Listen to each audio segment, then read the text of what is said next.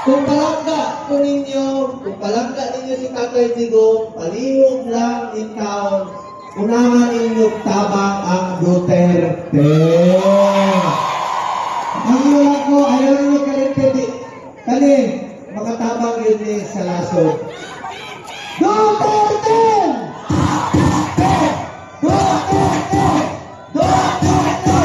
Duterte!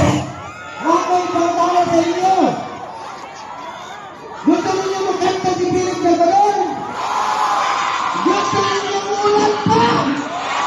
O pakantaon natin si Philip Salvador?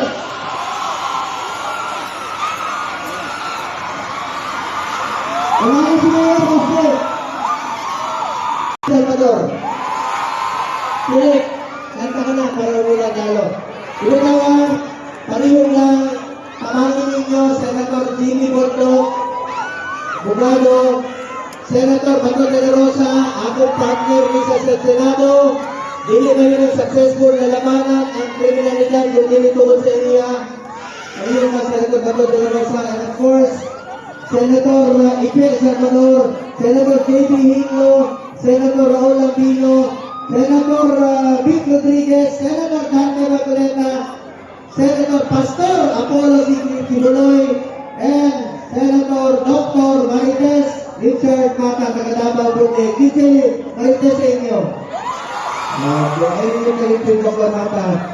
O sa local candidates, palihog lang ang tao ninyo. Wala kang diri si Tatay Digong, palihog lang. Ayaw kalimti. Sa Lunes ha, atong ipakita.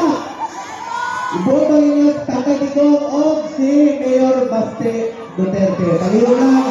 O ang parang Team Duterte sa first, second, third district ang pagtabangan.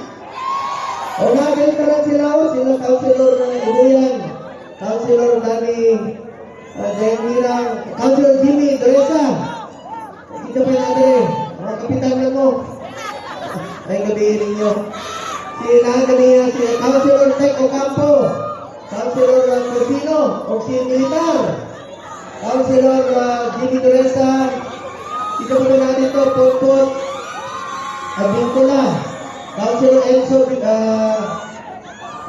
Villaferte, o isa pa, Councilor Villaferte, Councilor Jopet Baluran, Councilor Luna Acosta. Dito pa yung siya ng Riadre. Tabangin ninyo ha, tanan. Unahan ninyo, and of course, sila Congressman Pulong Duterte, Kapitan Omar Duterte. Tanan ha, sosial. Ayaw pag-ubra, muluwalo lang na. Mag-ubra, ma-invalid. So, salamat kayo sa inyo.